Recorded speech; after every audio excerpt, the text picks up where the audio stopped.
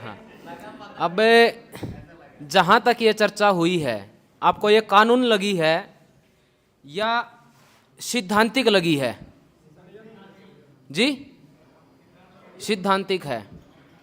तो सिद्धांतों के लिए ही संघर्ष करना है। अभी जो देवेंद्र भाई जो चर्चा कर रहे थे उसमें इतना है कि जिसको ये लगता है कि भाई मेरे पास अब कोई दूसरा विकल्प नहीं है, टेस्टिंग के लिए अगर कोई आना चाहता है इस काम पर तो टेस्टिंग के लिए आ सकता है, लेकिन वो आदमी आए जिसको लगता है कि मेरे पास कोई दूसरा विकल्प नहीं बचा, अब मैं इस रास्ते पर चलना मेरी मजबूरी हो गई है। क्योंकि दो तरीके से आदमी काम करता है। अब अगर किसी के पास 10 लाख रुपए हैं और उसका लोन है 5 लाख रुपए का, जब उसके ऊपर सरकारी प्रेशर आएगा या बैंकों का प्रेशर आएगा तो 5 लाख रुपए तुरंत निकाल के दे देगा, वो संघर्ष नहीं करेगा। दूसरी बात यह है कि अगर उस साथी के पास कुछ है ही नहीं देने के लिए तो उसके पास लड़ने के अलावा कोई दूसरा विकल्प बचता ही नहीं है। ठीक है, तो वो लोग पहले आए जिनको लगता है कि मेरे पास दूसरा कोई विकल्प नहीं बचता। दूसरा, अगर किसी को यह लगता है कि भाई मैं हर प्रकार की टेस्टिंग करने के लिए तैयार हूं, जैसे दिवाकर भाई ने किया है, इस प्रकार आप अगर कोई करना चाहो तो एक बात जरूर ध्यान रखना, मेंटली प्रिपेयर आपको होना पड़ेगा। एक सवाल सर आपसे जी, जैसे कि मान लिया कि साथ मैंने आवेदन डाल दिया, देखिए आप जो सवाल हैं आपके वो लिख कर दे दीजिए। आप नहीं देगा। अगर किसी को ये लगता है कि मेरे पास पैसे भी हैं, मैं ये भरू भी ना और मेरे को आगे भी लोन मिले, तो वो नहीं मिलेगा। ठीक है, अंतिम विकल्प है तो इस पर चलना, मजबूरी हो तो ही आना। अगर किसी को दोबारा से लोन लेना हो तो दोबारा लोन तो सेटलमेंट के बाद भी नहीं मिलता, नहीं देता। वो कंपनी आज देती है, बैंक नहीं देता। फिर बैंक नहीं देगा, कंपनी दे सकती है। बैंक का और कंपनी का दोनों का काम करने का तरीका अलग है। वो ये जो पुस्तक है, ये जो बैंकों का मायाजाल है, इसके अंदर उसका कुछ थोड़ा बहुत उन्होंने वर्णन कर रखा है कि बैंक काम कैसे करते और फाइनेंस कंपनियां काम कैसे करती है। दोनों अलग अलग हैं आपस में काम करने का तरीका। रेगुलेटरी अथॉरिटी मतलब ये अथोराइज उन्हीं के द्वारा है, बैंकों के द्वारा है, लेकिन इसमें काम करने का तरीका इनका अलग होता है। अब केवल और केवल जिस प्रकार अभी एक बिजली का बताया है, लाइट का बताया कि जिसके ऊपर वो छापा पड़ा था, उसके ऊपर हमने एक्सपेरिमेंट किया है, हमने कारों के ऊपर एक्सपेरिमेंट किया है। अब इसमें एक काम और कर सकते हैं, अगर किसी साथी के पास गाड़ी है और वो पे नहीं कर पा रहा है, किसी भी प्रकार का कोई साधन है, ये बाद में बोलेंगे, अभी इसमें रिकॉर्डिंग चल रही है, तो अभी आपने इतना चलने दो, उसको कंटिन्यू रखेंगे। अभी आपने सिर्फ तभी आना है जब आपके पास कोई विकल्प नहीं बचा, कि कल को आप ये ना कहो कि मेरे साथ किसी प्रकार का कोई छल हुआ है या कोई धोखा हुआ है, वो इस प्रकार का ब्लेम नहीं कर पाएगा। अभी जो क्वेश्चन आए हैं, प्रश्नों का मैं लेता हूं। एक साथी का प्रश्न आया है कि लोन देते समय एडवांस चेक लेती हैं, लोन चुकता नहीं करने की स्थिति में बैंक उन्हीं चेकों को बाउंस करा के केस करा देती है, ऐसी स्थिति से कैसे निपटा जाए। मतलब जो बैंक हैं वो 138 का मुकदमा लगाते हैं। तो इसमें बचने का एक ही माध्यम है कि जब आप लोन लेते हो उसके बाद वो चेक आप केवल मात्र साइन करके ही देते हो, भर के तो नहीं देते ना। तो जो साइन करके दे रहा है और उसको अगर कोई दूसरा व्यक्ति भरता है तो वो 420 के मुकदमे में अंदर जाएगा, क्योंकि उसने इलीगल काम किया है। आपसे या तो वो चेक ले रहा था, पहले अमाउंट उसने भरवाई, अगर उसने अमाउंट नहीं भरवाई तो वो चल रहे हैं इनलीगल, गलत चल रहे हैं।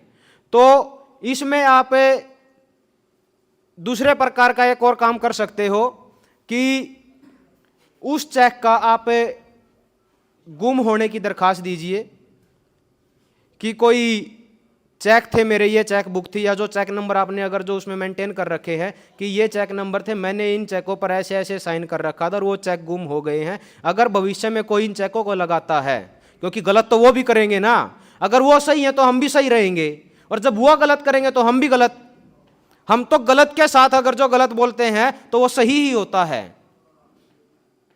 धोखा अगर कोई कर रहा है हमारे साथ है तो उस धोखे का उत्तर क्या देना है हमने, ज़्यादा धोखे वाले के साथ ज़्यादा शरीफ बन के काम नहीं चलेगा। तो आप दरखास्त दीजिए कि ये मेरा चेक नंबर था, ये चेक के इस डेट को मिसिंग हुआ है, मेरे को नहीं पता, अगर कोई भविष्य में इस चेक को लगाता तो उसका उस समय जिम्मेदार होगा। कोर्ट में फिर आप उसको दोबारा से अपने तरीके से घसीट सकते हो। तो देवेंद्र भाई आए हैं, मैं निवेदन करूंगा कि आप आगे कंटिन्यू करें। ये हो गया है एक सवाल। ठीक है। एक इस पे एक मुद्दा ये हो गया। पहली बात, आपका स्टैंडर्ड नहीं तोड़ सकता कोई। जिस सरकार ने तोड़ा है वो गलत है, देश की जनता के साथ में धोखा है, वो प्योरली लूट है। दूसरा, पेपर को आप इस नोट के ऊपर जो है वो उसका गवर्नर का जो एफिडेविट है उसको नहीं बदल सकते, वो इसको साबित करता है कि ये नोट नकली है। तीसरा, reserve bank of India Bharat सरकार का नहीं है, 1934 में बनाया गया था, बाद में उन्होंने ड्रामा खेला था कि इसको नेशनलाइज कर दिया गया है, लेकिन आज भी ये उन्हीं के हिसाब से चलता है और इसके अंदर लिखा हुआ है guaranteed by the central government. The central government Bharat की सरकार नहीं है, कोई गारंटी इसकी नहीं है, ये मात्र एक कागज का टुकड़ा है। और यदि इसके पीछे कोई स्टैंडर्ड ही नहीं है, यदि इसके पीछे कोई गोल्ड ही नहीं है, तो फिर ये इसकी वैल्यू क्या है? इसको हम केवल रुपया मानते हैं, फिर ये रुपया है नहीं असलियत में। ये सारा मानने का ही खेल चलता है। इस पूरे के पूरे खेल में चाहे आप ये पुराने कितने ही नोट उठा करके देख लो, 1 रुपया, 10 रुपया, ये सारे के सारे नोट हैं अपने पास, पुराने सिक्के भी हैं, जिसने इसके फ़ोटो वगैरह लेने होंगे तो वो ले लेना। लेकिन असली बात ये है कि रुपया इस बात पर निर्भर नहीं करता कि वो चांदी का है या लोहे का है या कागज़ का है। रुपया इस बात पर निर्भर करता है कि उसके पीछे मानक क्या है, उसका कितने धन का वो वैल्यू है। और धन को नापने की एक ही स्टैंडर्ड है पूरी दुनिया के अंदर, और वो है गोल्ड, जो मानक बनाने के लिए। तो अगर गोल्ड है तो रुपया है, गोल्ड नहीं है तो रुपया नहीं है। अब किस किस को इस बात का भरोसा हुआ कि चलो कम से कम लूट में हम शामिल नहीं हैं, बैंकों ने लूट रखा है हमको? हुआ कुछ भरोसा? बैंकों से अब आंख में आंख मिला के बात करेंगे ना। अब ये तो नहीं फीलिंग रही कि हम कर्जदार हैं। अब आपने अगर 5 लाख का लोन दे रखा है और एक किस्त भी दे रखी है, अगर उसकी 5 का, 50 का, 5 करोड़, 500 करोड़, हार्डली मैटर्स, अगर एक किस्त भी दे रखी है, सुनिएगा, अगर आपने एक इंस्टॉलमेंट भी पे कर रखी है तो आपको बैंकों से लेना बनता है भूल चूक लेनी देनी में। समझ गए ना? अब ये आपके ऊपर है, भैया आप निकलवा सकते हो कि नहीं अपना पैसा। समझ गए ना? हमने तो आपको बता दिया कि आपको लेना बनता है। अगर आपको अभी भी समझ नहीं आया तो वो कॉन्फिडेंस की कमी है। वो कॉन्फिडेंस की कमी इसलिए है क्योंकि हम इतने सालों से जिसको रुपया मान करके काम कर रहे थे, मेरे जैसा आदमी आकर के आपके सारे भरोसे को 1 सेकंड में तोड़ रहा है, तो ये लगेगा यार इतने साल से बेवकूफ बनाया जा रहा था, इतनी जल्दी कैसे मान लूं मैं इसकी बात। सिर्फ इतनी सी बात है और कुछ नहीं। बाकी आप अपने आसपास नजर दौड़ा के देखो, जिसके भी घर में ये नोट हैं उसको पूरा बर्बाद कर दिया गया है। समझ गए ना? आपके गांव में जब तक ये नोट नहीं थे तब तक आपका गांव समृद्ध था, इकट्ठा था, कभी नहीं लड़ा था। किसी की औकात नहीं थी पुलिस वाले की गांव में सरपंच से पूछे बिना घुस जाए, किसी की औकात नहीं थी। आज भी आपके झारखंड में, छत्तीसगढ़ में वही इलाके समृद्ध हैं, वही इलाके स्वस्थ हैं। अगर आपके घर में लाखों रुपया रखा हुआ, करोड़ों रुपया रखा है और पूरा परिवार बीमार है, क्या करना है यार उस रुपए का? भोग ही नहीं सकते जब उसको। तो आज अगर प्रकृति का सही आनंद कोई ले सकता है, अगर आज भी अगर कोई है, तो वो कौन लोग हैं? जो ट्राइबल लोग हैं, जहां रुपया नहीं पहुंचा है, जहां सरकार नहीं पहुंची है, जहां बैंक नहीं पहुंचा है, जहां एनजीओ नहीं पहुंचा, जहां एबीसीडी नहीं पहुंची, वो अभी भी समृद्ध हैं, वो अभी भी स्वस्थ हैं, है कि नहीं? वो अभी भी इकट्ठे हैं। बस इसका ये समझ लो कि रुपए को अगर आप अपने रिलेशंस में से निकालना स्टार्ट कर दोगे और असली धन को लाना स्टार्ट कर दोगे तो आपको पता चलेगा कि आपका जो जीना है, आपका जो जीवन है, वो को एग्जिस्टेंस के बिना संभव नहीं है। मतलब वो कंपटीशन के लिए नहीं पैदा हुए हैं, हम सह अस्तित्व के लिए पैदा हुए हैं कि मैं आपको सपोर्ट करूं और आप मुझे सपोर्ट करो। जहां मुझे आपकी जरूरत है आप मुझे वो सपोर्ट दो, और जब हमें समाज की जरूरत पड़ती है तो फिर हम समाज के कायदे कानून के हिसाब से चलने की कोशिश करते हैं।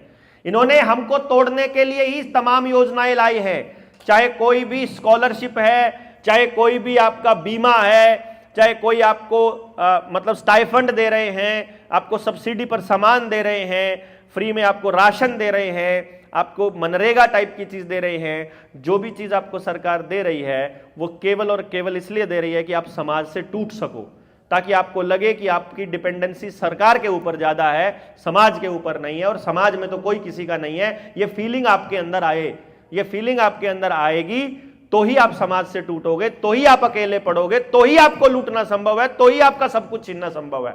अकेले हो गए तो सब छीन सकते हैं ना, इकट्ठे हो गए फिर थोड़ी ना। सो इस बात को समझना है, अपने पूरे गांव के गांव को बर्बाद होने से बचाना है। पूरे गांव का कर्जा आप उतार सकते हो, खड़े होकर डंके की चोट पे बोल सकते हो हम देंगे तुम्हारा कर्जा, टेंशन नहीं, तुम आओ हमारे साथ में, ठीक है ना भाई। हमने कई एग्जाम्पल आपके सामने दे दिए हैं। सबसे इनसिक्योर लोन है जो आपके गाड़ी पर हैं, किसी भी वाहन पर हैं, या पर्सनल लोन है, ये सबसे इनसिक्योर है। यहां तो धमका दो जो भी आता है, जो भी फोन करता है, मतलब आपको पता होना चाहिए इधर आ गया टांग काट देंगे, ऐसी भाषा में सीधा। हाँ, घर वाला जो पंगा है, प्रॉपर्टी पे जो लोन है, प्रॉपर्टी की कीमत 1 करोड़ है, लोन 30 लाख का है, फैक्ट्री की है, प्रॉपर्टी ज्यादा की है, लोन थोड़ा है, उस पर पंगा है। वहां पर असलियत में वहां वो लोग क्या करते हैं, 1 करोड़ की प्रॉपर्टी 30 लाख का लोन देना है, वो उसको नीलाम करेंगे 25 लाख में, अपने ही किसी दोस्त को देंगे। बैंक वाले ना पूरा गेम खेल के करते हैं ये, वो कहेंगे तुम्हारा पूरा नहीं हुआ अभी भी, हमारा सब लूट लेंगे। लेकिन फिर भी जिन जिन के आवेदन लगे हैं, जिनको फाइट करना है, आने वाले वक्त में हम लोग स्टेट वाइज अप्लाई करने वाले हैं। सरफेसी एक्ट और कॉइनेज एक्ट 2011, ये दोनों को चैलेंज करना है, पहले हाई कोर्ट में, और हमें मालूम है कि उधर से नई बात बनेगी फिर सुप्रीम कोर्ट में, मतलब हमको पता पहले से ही। जब सुप्रीम कोर्ट में मान लो हम 10,000 के करीब लोग पहुंच जाते हैं और सुप्रीम कोर्ट का जज पूछे कि पंगा क्या है, हम अपने अपने आवेदन लेके आए हैं, अपने अपने आवेदन, इनकी PIL बनाओ भैया, और सुनो। जिस दिन सुनना शुरू कर दिया उस दिन अपने पास सारे दस्तावेज हैं। कोर्ट सुनेगा ही नहीं आपकी, मैं पहले बता रहा हूं। आप 1 जना 2 जना 50 जने चले जाओगे, नहीं सुनेगा।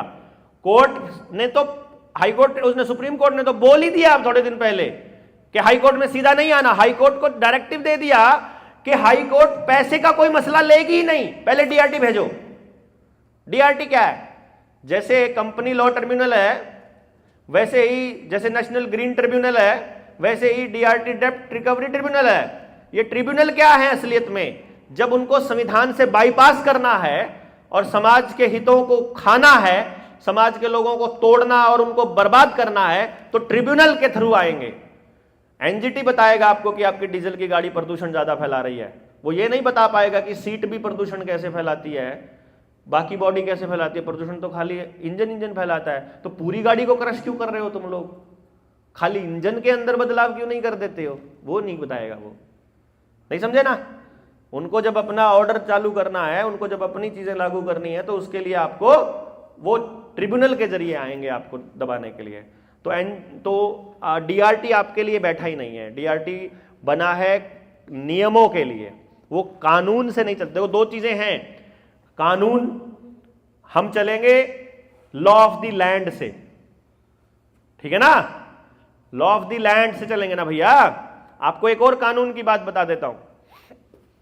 आप इस धरती पर रहते हो, आपकी सांस कोई सरकार नहीं चला रही है, आप जिंदा किसी सरकार की वजह से नहीं हो। प्रकृति में मिलती हैं वो चीजें जिनकी वजह से आप जिंदा हो। तो आपका सारा का सारा जो डिवोशन है, आपका सारा का सारा जो मानना है, किसकी मानोगे अगर आप अपनी बात, तो वो प्रकृति की मानेंगे हम सरकार की नहीं मानेंगे। सरकार की हम कौन सी बात को मानने के लिए बाध्य हैं? जो सरकार ने हमसे पूछकर निर्णय लिए हैं। जैसे इस कमरे में अगर हमको व्यवस्था ठीक रखनी है तो हम सारे भाई मिलकर एक नियम बनाएंगे, एक बनाए कि 10 बनाए कि भैया यहां नहीं जाना है, ऐसे नहीं करना है, ये करना है, ये चीजों का ध्यान रखना है, ये हम नियम बनाएंगे। वो नियम हम सारे लोग मानेंगे कि मैं ये नियम मानता हूं कि हां ये ठीक बातें हैं। समझ गए ना बात? तो वो नियम हम पर लागू होगा। अगर उसे मैं मानने से मना कर देता हूं सरकार के किसी नियम को, और मैं उसको सरकार को ये बताता हूं चिट्ठी लिखकर कि मैं प्रोटेस्ट करता हूं तुम्हारे इस नियम के खिलाफ, तो आपके प्रोटेस्ट को दर्ज करना पड़ेगा और आपके ऊपर वो नियम लागू नहीं होता है, अगर आप उस पर अड़ने की हिम्मत रख सकते हो। तो चूंकि आजकल वो अकेले को देखकर हमला कर देते हैं, इसीलिए अकेले के प्रोटेस्ट की वैल्यू को इन लोगों ने खत्म कर दिया। इसलिए हमको संख्या बल की जरूरत है। किसानों को लाखों की संख्या में दिल्ली घेर कर बैठे हुए 13 महीनों में जाकर के उनकी बात सुनी गई थी। क्या हम मतलब ये मान सकते हैं कि अगली लड़ाई 13 महीने तो कम से कम लड़नी पड़ेगी? समझ गए ना? तो ये मान करके चलो कि अगली लड़ाई इतनी लंबी लड़ने के लिए सीबीडीसी ना आए उससे पहले करना पड़ेगा ये, क्योंकि खर्चे नहीं चलेंगे फिर अपने को। हालांकि हम जुगाड़ करेंगे अपने पास है, हमने, क्योंकि हमें मालूम है कि ये लोग ऐसा करेंगे, सारी चीज़ों की बंदिशें हमने पूरा इंतजाम करके रखा। तैयारियां पैरेलल में हमारी भी ऐसी ही है जैसे ये कर रहे हैं, क्योंकि हमको इनके स्टेप्स का पता है। परंतु संख्या बल के बिना आप अपनी बात कानून को नहीं सुना पाओगे। कोर्ट ने अगर आपकी बात सुन ली तो कानून के हिसाब से सुनना पड़ेगा उसको, और वहां सारे बैंक सरकारें सब फंसेंगी।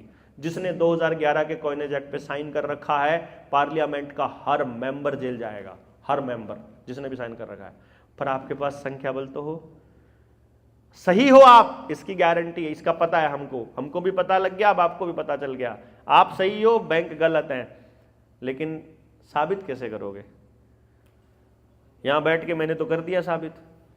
अब जो कमेंट करने वाले, 2 रुपए में कमेंट करवाने वाले हो, जो सरकार के एजेंट बैठे होते हैं इंटरनेट के ऊपर, वो तो 1 मिनट में कहते हैं कोर्ट जाओ। कोर्ट में कौन बैठा है? वकीलों से बने हुए जज। वो वकील कौन से हैं? उनको पढ़ाया ही नहीं जाता। धारा 489 किसी वकील को पढ़ाई नहीं जाती, कॉइनेज एक्ट पढ़ाया ही नहीं जाता, रुपया किसी अर्थशास्त्री को पढ़ाया ही नहीं जाता। तो कोर्ट किससे ओपिनियन लेगी? एक्सपर्ट से। एक्सपर्ट कौन?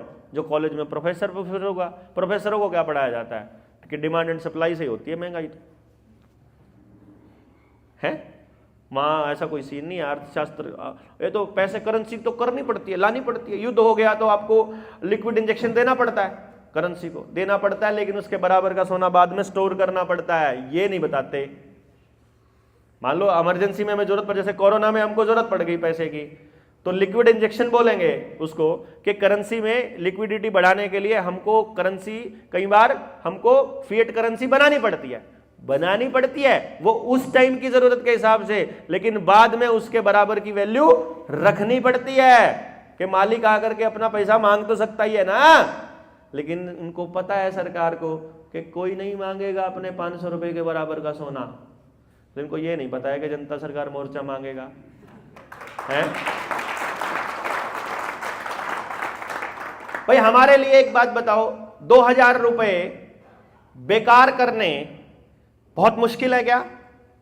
2000, जिसके लिए 2000 मुश्किल हो 500 कर दो, जिसके लिए 500 मुश्किल है 100 कर दो, लेकिन करो। अपने कुछ पैसे अपने घर में संदूक में, पॉलिथीन में पैक करके रख दो एक चिट्ठी के साथ कि ये लड़ाई चल रही है बैंकों के साथ, इन पैसों को मत छेड़ना। वो 2000 रुपए के 4 नोट, 500 के, अब 2000 का तो मिलता नहीं है, 500 के 4 नोट बैंक को चिट्ठी लिख दो। एक आवेदन है, हमने बनाया हुआ है, उसका प्रारूप आप उसको ले लेना, हम आपको ग्रुप में डाल देंगे। वो जो प्रारूप है, उस प्रारूप में केवल इतना लिखना है कि भैया जी ये मेरे 4 नोट हैं मेरे पास 2000 के, ये नोट मैं आपको रिजर्व बैंक को दे रहा हूं वापस, इसकी फोटोकॉपी आपको मैं मेल कर रहा हूं, इसमें मुझे इन नोटों के बदले मेरा रुपया चाहिए। देखो ना, इस पे लिखा हुआ ना कि मैं 500 रुपए देने का वचन दे रहा हूं, तो मुझे मेरा रुपया दे दो, बस बात खत्म। मांग सकते हैं कि नहीं मांग सकते हैं? वो कौन सी ब्रांच को देना है आरबीआई की, क्या लिखना है, वो सारा प्रारूप अपने पास है, वो मैं आपको बता दूंगा। वो दे करके और वो 2000 रुपए अपने रख लो। अभी तक हम लोग सैकड़ों की संख्या में लगा चुके हैं यार, कोई जवाब, मतलब ऐसे चुप ऐसे बैठा है आरबीआई, ऐसे बैठा है। वो ये भी नहीं कहता कि मेरे पास पैसे नहीं है, वो ये भी नहीं कहता मैं दूंगा, वो ये भी नहीं कहता मैं नहीं दूंगा, कुछ नहीं कहता। बैंक मैनेजर का फोन आता है, ये क्या भेजा हुआ है, पढ़ ले, लिखा हुआ है इसमें, क्या चाहिए आपको? अरे पढ़ना, लिखा हुआ है इसमें क्या चाहिए। आप आ जाइए एक बार बैंक में, अरे लिखा हुआ है भैया, वो भेजो मेरे पास, चिट्ठी भेजो, लिखित जवाब दो मुझे। लिखित नहीं दे रहे हरामी जवाब, फोन करके पूछ रहे हैं क्या चाहिए है। रिटर्न में क्यों नहीं दे रहे कि तुम्हारे पास कौन से रुपए रखे हैं हमारे, बताओ तो एक बार लिख करके तो दो। उल्टा लिख दिया तो फंसे, जेल जाएंगे, सीधा लिख दिया तो सारे देश को देना पड़ेगा। उनको यह पता है एक जने को दे दिया सब फंसेंगे, क्योंकि 2000 रुपए में 770 मिलीग्राम के हिसाब से 1554 ग्राम सोना बनता है, 1.5 किलो सोना बनता है 2000 रुपए में। जिस दिन लेंगे अपना 1.5 किलो लेंगे, नहीं तो जेल जाएंगे ये लोग, हम थोड़ी, ये जाएंगे ना। जब हमारी संख्या ज्यादा होगी तो वहां खड़े होकर के हम तो सबूत मांगेंगे, भैया हम तो पूछ रहे हैं तुमसे। सारे डेप्यूटी कलेक्टर आने वाले टाइम में आपके सवालों के जवाब नहीं दे पाएंगे। आपके पास संख्या बल होगी तो डेप्यूटी कलेक्टर के बाहर जाकर के डीसी के दरवाजे पर धरना दे करके डीसी से पूछ तो लो कि डीसी साहब बैंकों ने फ्रॉड किया हुआ है, इतनी एप्लीकेशन लगा ली, इतनी एफआईआर लिख ली बैंकों को, थानेदारों को, ये जवाब क्यों नहीं देते हैं। 550 एप्लीकेशन थानों में पड़ी है हमारी, 550 से ऊपर की 600-700 एप्लीकेशन आरटीआई पड़ी हैं। कोई आईजी, कोई एसपी, कोई थाना अध्यक्ष किसी भी एफआईआर के ऊपर कोई जवाब नहीं दे रहा। सारे सबूत दे रखे हैं, सारी धाराएं हमने लिख के दे रखी है, हर थानेदार की मेज के ऊपर आईपीसी की किताब रखी हुई है, उसमें उनको पढ़ा के भी दिखा दिया, ये लिखा हुआ है, ये इसके हिसाब से बोल रहे हैं, ये सबूत है, सबूत भी दे रहे हैं, धारा भी दे रहे हैं। तुमको एफआईआर लिखने में क्या दिक्कत है? बोलते भैया हमारे बस की बात नहीं है, जीना है हमको, अलाउड ही नहीं है हमको। 2 लाख लेके कर दो, 5 लाख लेके कर दो, हम आपको भी कह रहे हैं, ऑफर दे रहे हैं। अपने थानेदार, कोई थानेदार ऐसा मिल जाए जो करप्ट हो, दारू पी के एफआईआर लिख सकता हो, उनको बोलो मैं तुमको 5 लाख रुपए दूंगा, तुम हमारी एक एफआईआर दर्ज कर दो, बस खाली एक कर दो यार, एक पूरे देश में। साला कोई पुलिस वाला दर्ज नहीं कर रहा। हमारे खिलाफ कोई 5 रुपए का, 500 रुपए का भी कोई मुकदमा कर दे कि मेरे नहीं दे रहा है, तो हमारे को डंडे पड़ने स्टार्ट हो जाते हैं। 2 तरह के कानून कैसे चलेंगे यार इस देश के अंदर? अरे एफआईआर लिखने में क्या दिक्कत है बताओ? एफआईआर लिख दी, कोर्ट में चले गए, हम लोग गलत होंगे तो हमारे को कोर्ट रिजेक्ट कर देगी ना हमारे दस्तावेजों को, इतना ही तो होगा ना, डिसमिस हो जाएगी एफआईआर, कोर्ट कह देगी। पर हाँ, लिख ही नहीं रहे। नहीं, आप में से भेजी किसी ने एफआईआर? अभी तक एफआईआर तक पहुंच गए आप लोग? क्या बोला थानेदार? हाँ, ये धारा लगाना मेरे बस की बात नहीं है। देखो क्या बात है, इसका मतलब उनको ट्रेनिंग में सिखाया जाता है कि तुमको ये धारा ही नहीं लगानी है। बाद में सर बोलता है कि मेरा भी 10 लाख का लोन है। ये सब आएंगे देखना तो एक बार। जानकारी के अभाव में हम लोग कमजोर हैं सिर्फ, अभी तक लोगों को जानकारी नहीं है। आप लोग अगली ट्रेनिंग्स करके एक एक आदमी 5-5 लोगों का जुगाड़ करिए, हजारों की संख्या में ट्रेनिंग्स होगी तब जाकर के बात बनेगी। ये जब हमारे पास कम से कम 10,000 लोग ऐसे हो जो 10-10 आदमी ला सकते हो तो लाख लोग हो जाएंगे। एक दिन का धरना तो लाख लोगों से हो जाएगा, लेकिन 1 लाख लोग समझे हुए होंगे, वो रुक सकते हैं 13 महीने तक वहां। तब उनको पता होगा कि ये लड़ाई लोन चुकता करने की नहीं है, ये लड़ाई अगली पीढ़ियां कभी भी कर्जे में ना आए उसकी है। जनता सरकार मोर्चा ये लड़ाई लड़ रहा है, यानी कि हमारी अगली पुश्तों में कोई भी कर्जदार कभी ना रहे, ऐसी व्यवस्था बनाने की लड़ाई है ये। तो धारा लगाने वाले भी फंसेंगे। क्या वही, इसीलिए तो। और आपका मोतीलाल बार बार कह रहा है कि हम संविधान बदलेंगे, क्यों कह रहा है? यही धाराएं तो काटनी है उनको। आवाज आया समझ में? ये जो देश में चल रहा है कि संविधान के अंदर चेंज करेंगे, अंग्रेजों का बनाया कानून नहीं चलेगा, ये जहां फंस रहे हैं वही धाराएं उड़ानी है उनको, कि काम की नहीं है, कभी आज तक लगी नहीं किसी पे 489, तो क्या फायदा इसका? नहीं समझे? जो धाराएं किसी काम की नहीं, कभी लगी नहीं, कभी उसका कोई केस नहीं आया, तो ऐसी धाराओं का कोई लॉजिक नहीं, इसलिए इनको निकाल दो यहां से। ये अच्छा लग रहा है। फिर आप बैठे ठन ठन गोपाल, फिर वैसे ही आप लुटते रहेंगे, आपकी अगली पीढ़ियां भी लुटती रहेंगी। जैसे आपके दादाजी थे, वो जमीनें खरीदा करते थे, वो सोना खरीदा करते थे, कुर्ता पजामा में तो 2 में भी काम चला लेते थे, है कि नहीं? दिखावे पे फोकस नहीं था, असली धन पे फोकस था। हमारे घरों में 20-20 डंगर हुआ करते थे, मेरे घर में 26 डंगर होते थे। मेरे को इसलिए पता है, मैं पानी पिलाने ले जाता था जोड़ में, 26 गिन के लाता था, कभी किसी के 2 कटड़े अलग ठा लाता था, मैं तो गिन के लाता था, बस 26 है भाई अपनी तो टोटल, ठीक है ना? तो वो इतना धन होता था हमारे पास, कोई कमी नहीं थी यार, न खाने की, न पीने की, न खेत में कभी चले जाओ कोई भूखा मरने का सवाल नहीं, कोई बीमार होने का सवाल नहीं, कोई झगड़े का कोई सवाल नहीं। दिन में झगड़े हैं, रात को पंचायत हो गई, बैठ के भाईचारा ने फिर शाम को बैठ के इकट्ठा खाना खा लिया, ऐसे चलता होता था। बहुत रिलैक्स माइंड, कोई डिप्रेशन का कोई मरीज नहीं, कोई शुगर का मरीज नहीं, कोई बीपी का मरीज नहीं, कोई लेना नहीं देना नहीं, मस्ती से भरी जिंदगी होती थी यार। आज टेंशन के अलावा कुछ है ही नहीं है। ये दिया आपको इस पैसे ने, जिसको आप पैसा बोलते हो, अब पता चला है तो पर्चियां थी, पर्चियों में घर बेच दिए, पर्चियों में ज़मीनें बेच दी, पर्चियों में डंगर बेच दिए, पर्चियों में परिवार बेच दिए, पर्चियों में लड़ाइयाँ बुझा ली, पर्चियों के चक्कर में सब बर्बाद कर लिया। सेहत खराब किसके बदले में कर रहे हैं? पर्चियों के बदले में सेहत खराब कर रहे हैं। फिर 45 तक जो है सेहत खराब कर लेते हैं, 45 के बाद जब सेहत खराब हो जाती है तो जितना कमाया सारा डॉक्टरों को उल्टा दे देते हैं। डॉक्टरों को पता, मैंने बताई दिया आपको, फार्मा कंपनियां सारी उन्हीं की है। मतलब पहले आप 45 तक भी कमा के उन्हीं को दे रहे हो, 45 के बाद भी सारा उन्हीं को दे रहे हो। आपके घर में उन्होंने पाइपलाइन बिछा रखी है, आप एक कदम रखते हो पैसा उनको पहुंच जाता है। जैसे झरना सा है, आप पैर टेकते हो, थोड़ी सी चीजें हिलती हैं और पैसा उनको ट्रांसफर हो जाता है। वो उनको जा रहा है सब कुछ, कि देखो कमा के पूरा दिन पे एक बार नजर मार के देखो आप पूरे दिन में क्या क्या करते हो। वो पैसा किसको गया है? आपके भाईचारे को गया, आपके गांव में गया, या वो उनको गया? पता चलता है आप तो पूरी जिंदगी कंपनियों के लिए कमा रहे थे।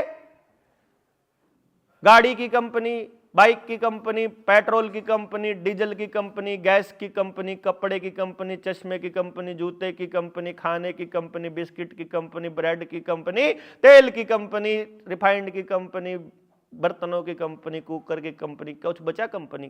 क्या कंपनी कंपनी कंपनी। टॉयलेट भी करते हो तो कंपनी को पैसा देते हो भैया, समझ रहे हो ना? एक एक पैसा आप उनको दे रहे हो, एवरीथिंग, और अपने परिवारों को और अपने समाज को बर्बाद कर रहे हो। We need to rethink.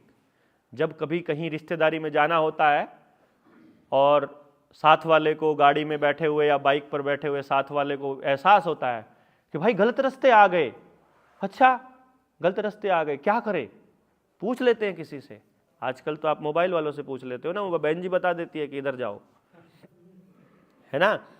उनको आप सारा भेद दे देते हो कि हम कहाँ कहाँ जाते हैं पूरे दिन में, पूरा ऑन रहता है आपका 24 घंटे। तो वो पहले तो पूछ लिया किसी से, और जिससे पूछा वो पड़ोसी ने बताया सड़क पे रास्ते बैठे ने कि भाई तुम तो गलत रास्ते आ गए, तो कहाँ जाना चाहिए? वो पीछे से मुड़ना था तुमको। तो क्या करते हो? ऐसा करोगे कि अब तो आगे आ गए, अब तो आगे ही चलेंगे। रिश्तेदारी में जाना है तो भैया वापस मुड़कर यू टर्न लेना पड़ेगा कि नहीं पड़ेगा? गलत रास्ते आ गए हैं, अगर समाज के लोग गलत रास्ते पर चढ़ गए हैं और उनको पता चल गया है कि गलत रास्ते पर हैं, मुझे पूरा यकीन है कोई गलत रास्ते पर चलते रहना नहीं चाहता। उनको पता ही नहीं है कि वो गलत रास्ते पर है। आप में से कितने लोग थे जिनको पता था कि आप गलत रास्ते, जिनको नहीं पता था कि आप गलत रास्ते पर हैं? सभी का पता चल गया। अब पता चल गया, अभी भी उसी रास्ते चलते रहोगे क्या? अभी भाईचारा ऐसे ही खराब होता रहेगा? अभी समाज को जोड़ना शुरू करना पड़ेगा।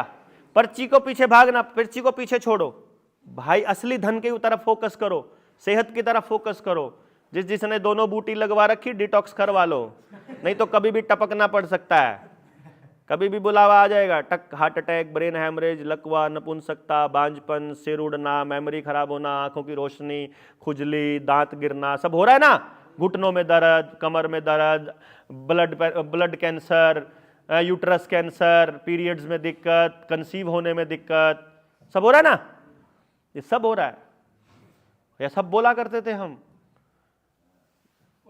इनके आने से पहले। नहीं कोई नहीं, हम तो मान रहे हैं ना, आप मान रहे हो यार, कोई क्यों कहते हो, गधे नहीं मानते ऐसा बोल दो, मूर्ख नहीं मानते ऐसा बोल दो, कम पार्टियों के गुलाम कह दो, कुछ भी, वो अलग लोग, अलग कैटेगरी है वो। हाँ कुछ कह रहे थे ना, अभी बोलो ना बूस्टर लगवा ले, अभी बोलो बूस्टर लगा, हाँ हाँ जी,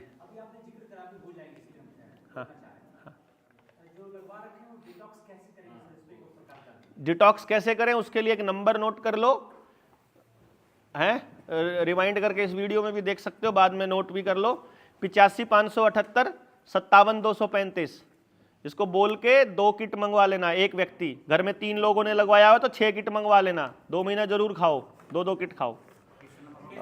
आपका एनर्जी लेवल अगर डाउन हो गया है ना तो आपको 15 दिन में महसूस होने लग जाएगा वापस रिकवरी। अभी तक कोई व्यक्ति नहीं आया जिसको नहीं फायदा हुआ है। डॉक्टर सूजन है अपने छत्तीसगढ़ में ना, उन्होंने बनाया ये फॉर्मूला, उनका फॉर्मूला है, नंबर है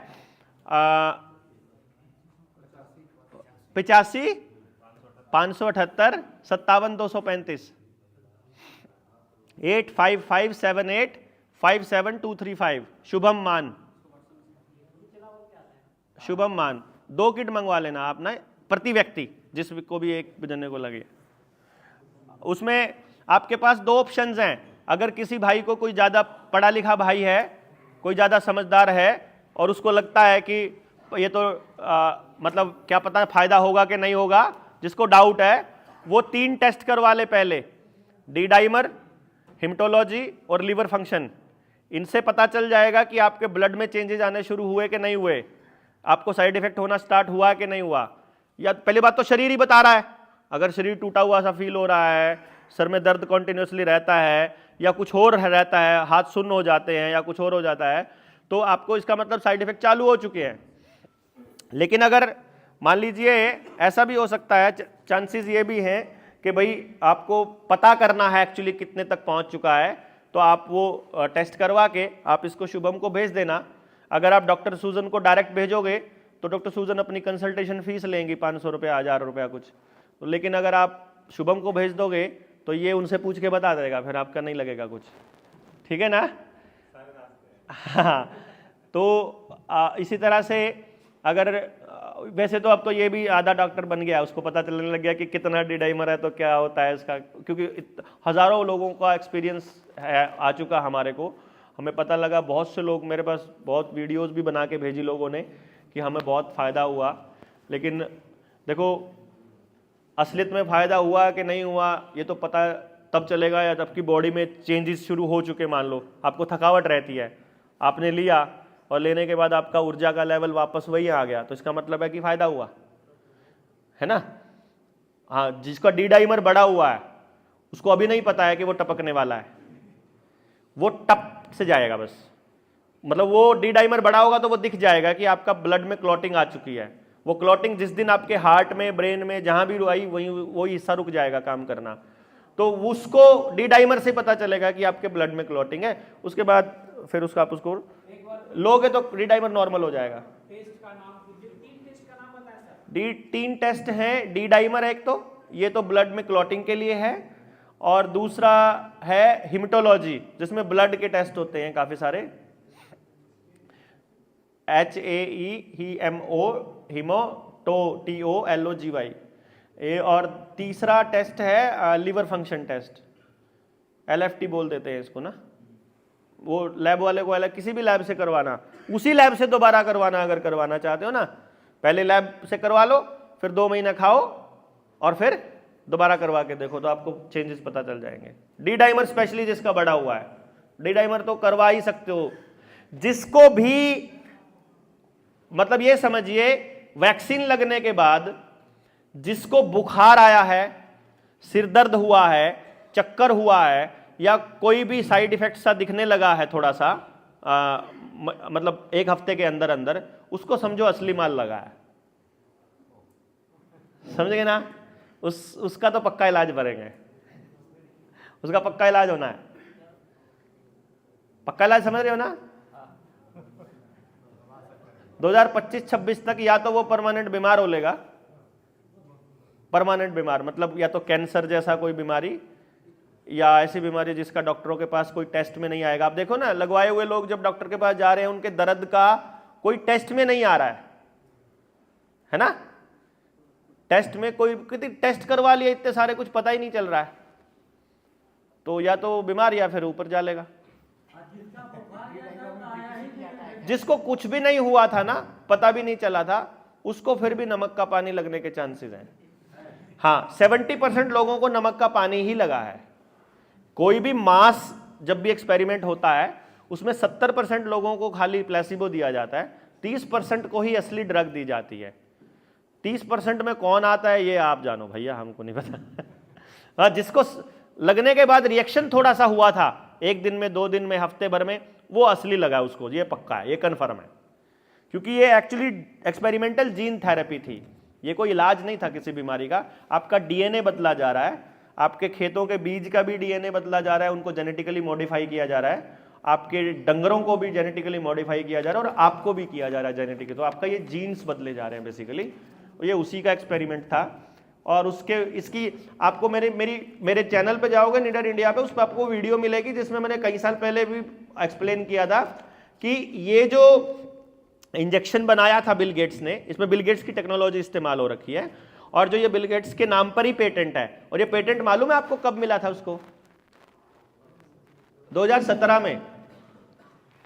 जो बीमारी 2019 में पता चली है इन लोगों को, उस बीमारी के इलाज का पेटेंट 2017 में मिल गया।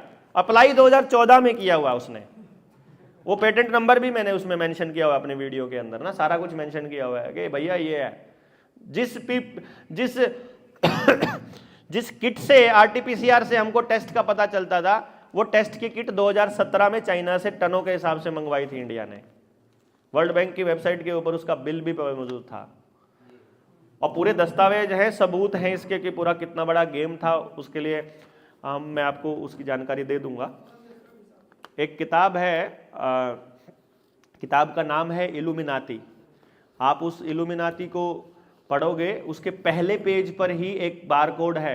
उस बारकोड के ऊपर, उस बारकोड में पहले दिन से लेकर आज तक के सारे षड्यंत्र की पूरी सबूत लिखे हुए हैं, ए टू जेड सबूत, ए टू जेड सबूत। वो आपको मैं पीडीएफ भिजवा दूंगा, ग्रुप में भिजवा दूंगा मैं आपको उसका पीडीएफ। तो सारे लोग उसको प्रिंट आउट निकाल के पढ़िएगा, उसको घर में रखिए, बल्कि प्रिंट आउट निकाल के। और आपका बच्चे अगर 10-15 साल से बड़े हैं तो उसको भी जरूर पढ़े। हाँ, वो बुक वगैरह सब भेज देंगे। इधर ये रुपए के ऊपर जो किताब है, रुपए का इतिहास, ये भी आपको भेज देंगे, जिसमें सारे दस्तावेज हैं। वो उसमें कुछ आरटीआईज की कॉपीज और वो सब भी है, जितना भी आपकी ज़रूरत का सामान है उसके अंदर। जब आप किसी रिकवरी वाले से बात करना है, किसी बैंक वाले से बात करना है, उससे बात करने के लिए आपके पास नॉलेज होगा तो आप आंख में आंख डाल के कल्ले भी लड़ सकते हो। नॉलेज नहीं है तो फिर आप भीगी बिल्ली बन के बैठे रहोगे। आपके लिए आप वेट करोगे कोई और आए आपके लिए बोलने के लिए, वो नहीं। 3 दिन सिर्फ इसलिए लगाए हैं। पहले दिन में आपको बोलने के लिए कि पहले कुछ लोग तो हिचक रहे थे। कौन कौन लोग थे जो हिचक रहे थे और आ गए, बोल दिए थे ना? जिनको कितना खतरा लग रहा था वो बोले कुछ। अब कल को जब आप पुलिस वालों से 2 बार टकराओगे ना, आपका सारा वो कहाँ गया दिवाकर, 7 दिन की जब ट्रेनिंग में गया ना, जब वो बोल रहा था उसके पैर कांप रहे थे, ऐसे वो हिल रहा था पूरा। और अभी क्या बोलता है वो, आप उसको देखिए, वहां पे सारा पुलिस वालों का, उनका बैंक वालों का, उनके ऐसी तैसी करके रखता है उधर। इसको वो बता रहे सेटलमेंट करने को तैयार हो रहे हैं। बता तू बता कैसे करना है। कि कोई नहीं, फाइट करेंगे। चलिए, ये रुपए वाला मैंने अगला सवाल भी दे दिया है। 2 रुपये 2 से बड़े वाला कौन छापता, ये भी दे दिया है। सिक्के के बदले धन देने की जिम्मेदारी किसकी है? ये आरबीआई का इशूइंग ब्रांच है, उसकी जिम्मेदारी है। ये इशूइंग ब्रांच की जिम्मेदारी में रहता है। ये सिक्के पर भी 1 रुपये की करेंसी की तरह कोई वचन नहीं लिखा होता। सिक्का रुपया ही है, जिस पे 1 रुपया लिखा है वो बैंक नोट नहीं है, वो करेंसी नोट है, और उसके बदले का जो रुपया है वो भारत सरकार देगी, और जो बैंक नोट है उसका जो रुपया है वो रिजर्व बैंक देगा। और वो रुपया तो स्टैंडर्ड ही माना जाता है, इसलिए 1 रुपये का नोट गायब किया जा रहा है ना मार्केट से, उसका पर्पस भी यही है बेसिकली। हाँ, वो सिक्का जो है वो सिक्का भी रिप्रेजेंट करता है 1 रुपये को ही, उसका मानक तो वही रहेगा ना। हाँ, नहीं रखने का उसका मानक वही रहेगा। जब जिस लड़ाई लड़ेंगे 1 रुपये की कीमत वही रहेगी बराबर हमारी। लगभग हर सिक्के के मूल्य के बराबर के नोट भी होते हैं, तो सिक्का बनाने की क्या जरूरत पड़ी? ये सिक्के सब एक्चुअली क्या आता है, आपने एक शब्द सुना, वहां अपना सिक्का चलता है, सुना है ना ये बात ना। ये एक्चुअली रिप्रेजेंट करने के लिए, कभी कभी ये किसी चीज को यादगार बनाने के लिए होता है, कभी कभी अपनी आधिपत्य स्थापित करने के लिए। हर राजा अपने सिक्के चलाता है, अपनी मोहर के। वो मतलब सिक्का और नोट, करेंसी बेसिकली उसी को रिप्रेजेंट करती हैं। और क्योंकि शुरू में तो सिक्के ही चलते थे, इसलिए उसको बस चलता है सिक्का, ऐसा कोई खास वो नहीं है, दोनों ही प्रोमिसरी हैं ये। ऐसी क्या बात है कि सरकार 1 रुपये की करेंसी छापती है तो बाकी के नोट नहीं छाप सकती? हाँ, ये तो हमने भी पूछा था उनसे कि जब तुम छाप सकते हो तो तुम्हें क्या दिक्कत है? और जब तुम 1 रुपये के नोट पे भारत सरकार लिख सकते हो, तो 10 रुपये के नोट पे रिजर्व बैंक ऑफ इंडिया लिखने के, उस पर केंद्रीय सरकार क्यों लिखा? वहां भी भारत सरकार लिख दो, guaranteed by government of India, वहां लिखने में क्या तकलीफ है तुमको? मतलब ये एक सवाल हमने पूछा है, पर बेचारे जवाब दें तो दें ना, कुछ देते ही नहीं। हाँ, सर्च इंजन पर कुछ भी सर्च किया जाता है तो सारे तथ्य अंग्रेजी में लिखा मिलता है। क्या ऐसा नहीं किया जा सकता कि रिसर्च पेपर दस्तावेज अंग्रेजी में है, उसकी कॉपी हिंदी में बना के पीडीएफ में डाल दी जाए? पीडीएफ तो कोई नहीं पढ़ता है। हाँ, बाकी जेएसएम का मैंने शुरू में बताया था, एक ही हमारा नियम है भैया कि जिसका आइडिया है वही इम्प्लीमेंट करेगा। जिसको लगता है हिंदी में ज़रूरत है छाप लो, अंग्रेजी वाली को कन्वर्ट करा लो, नहीं तो किसी से करवा के बोलो, नहीं तो दान इकट्ठा करो, इकट्ठा करके किसी को दो ट्रांसलेटर को, और करके फिर बना करके हमको भी दे देना एक कॉपी। हमारे पास आदमी तो इकट्ठे कर रहे हैं, काम करने वाले ही तो हम लोग। आपको आइडिया आया, बड़ा अच्छा है, इसको फटाफट दो इम्प्लीमेंट करके, है कि नहीं? ऐसा थोड़ी है कि बिल्ली के गले में मैं ही घंटी पा दूंगा, हमें थोड़ी करेंगे सारा काम, कर करके चाहिए सबको, घर पे बैठे चाहिए। हाँ, उसमें काफ़ी चीज़ें चेंज हो जाती हैं। पेरेंटिंग वाली किताब लेने के लिए क्या करना पड़ेगा? प्री बुकिंग के लिए पैसा किसको ही देना पड़ेगा? वो एक अकाउंट खोलना, यार वही खुल नहीं रहा हमसे, तो वो एक अकाउंट खोल के पैसा मैं ही लूँगा उसको, क्योंकि वो मैं अपने लिए ही ले रहा हूँ। वो किताब का बेचने का उसका हमें ही रखना है, और किताब तो अभी लेने के लिए तो प्री बुकिंग ही करनी है, पहले पैसा आएगा फिर छपवाऊँगा उसको। है नहीं, खाता तो है मेरे पास बैंक में खाता है, मैं उसको यूज़ नहीं करता। तो उसको नहीं यूज़ करना क्योंकि वो सैलरी अकाउंट है, कभी नौकरी करता था ना तब है वो, तो अभी कभी कभी बिल देना पड़ता है, कोई जैसे 2000 से ऊपर का बिल वो कैश नहीं लेते हैं, तो पहले बैंक में 5000 जमा करवाते हैं, तो फिर उसका चेक देते हैं काट के। तो डॉक्टर साहब सारे बैंकों से तो पंगे ले रखे। और नहीं, खाता तो खोल देंगे, वो उसका समय भी नहीं मिल पाता ना, 24 घंटे हम लोग इधर उधर ही रहते हैं। अच्छा, बंद हो गया जो अकाउंट, उसको ओपन करवा सकते हैं? वो तो उनसे पूछो जिनका बैंक अकाउंट, वो अपने से तो ठीक है। तो अभी कोई सवाल किसी का बचा है? हाँ हाँ हाँ, पिछला वीडियो मैंने 1 महीने पहले का एक देखा था, जिसमें आपने बताया कि अब तक हमने 250 ताले तोड़ दिए हैं। मेरा सवाल इसमें है 250 लोगों का जो ताले तोड़े गए, बैंक को नोटिस दिया गया, आवेदन दिया गया, तो क्या बैंक इस पर बाद में उनके ऊपर कार्रवाई तो नहीं करेगी? कुछ ऐसा बड़ा हाँ मैं बताता हूँ, हो जाए जिसमें देखो क्या है। हाँ ठीक है देखो, घर पे ताला लगा हुआ है और आप सुसाइड करने जा रहे हो, मतलब ये उन केसेस की बात है जिनको हमने शुरू में तोड़े थे कि भैया देखो एक बात है, तुम्हारे पास 2 रास्ते हैं, या तो तुम अभी मर जाओ, तुम्हारी फैमिली जो है बेघर हो गई, कोई नहीं बचा घर में संभालने वाला। दूसरा ऑप्शन ये है कि ताला तोड़ दो, 2-4 महीने 6 महीने की जेल होएगी, तो उसमें तुम्हारी प्रॉपर्टी का कब्जा तो तुम्हारे पास रहेगा, फैमिली तो घर पे रहेगी। जब तक मुकदमा चल रहा है तब तक तो नहीं, कम से कम बेघर हो गए, तब तक बाकी लोगों को हिम्मत आ जाएगी। ये देख करके हमने इसको ये ऑप्शन दिया, उन्होंने जिन्होंने ऑप्शन लिया उन्होंने काउंट कर दिया तो हिम्मत आई तो तोड़ दिए। अब जिन बैंकों ने और फाइनेंस कंपनियों ने अपनी मर्जी से रिकवरी वालों के थ्रू ताले लगाए हुए थे, वो तो मकान मालिक के हो गए अब मौज से। जिनके मजिस्ट्रेट के ऑर्डर से ताले लगे हुए थे, अब वहां एक केस में ऐसा बना है कि वहां पर कंटेम्प्ट का उन्होंने केस लगाने की कोशिश की कि कंटेम्प्ट ऑफ कोर्ट है, उनमें 6 महीने की जेल है, क्या फर्क पड़ता है? निकले तो जान देने के लिए भैया, क्या 6 महीने में क्या फर्क पड़ता है? आप चले तो सुसाइड करने थे ना, 6 महीने की जेल में आप लड़ाई लड़ने के लिए लड़ रहे हो, बाकी लोगों को हिम्मत दे रहे हो, क्या फर्क पड़ता है? क्योंकि आपका सब कुछ मैं तो बोला है ना कि देखो हम ऐसी कोई प्रवृत्ति लोगों के अंदर जागृत नहीं करना चाहते कि मैं 5 करोड़ का लोन ले लेता हूं, 10 करोड़ का लोन ले लेता हूं और फिर भरूंगा नहीं, ऐसा नहीं। देखो बात समझ में आ गई हो तो जैसे इन्होंने हमारे पुरखों को लूटा है, ऐसे ही बैंकों को लूटने के लिए लोन लेकर के लड़ाई लड़ने के लिए तैयार रहना है, उसके लिए हम तैयार है कि नहीं? लेकिन अंदर में यह फीलिंग नहीं आनी चाहिए कि हम किसी का लेकर देंगे नहीं, हम देंगे कानून के हिसाब से देंगे, जो लॉ ऑफ द लैंड कहेगा उसके हिसाब से देंगे। ऐसी प्रवृत्ति नहीं आनी चाहिए बस कि हमें किसी का बिना मतलब का चाहिए, हमको हमारी लूट का हिसाब चाहिए और वो चाहिए। और ये तब बोल सकते हैं इतने कड़े होकर के जब हमारे पास पीछे संख्या बल खड़ा हो। बात कितनी भी सच हो, जब आपकी कोई सुन ही नहीं रहा है तो सच्चाई को लेकर के कहां जाएं, किसको मत्था मारें?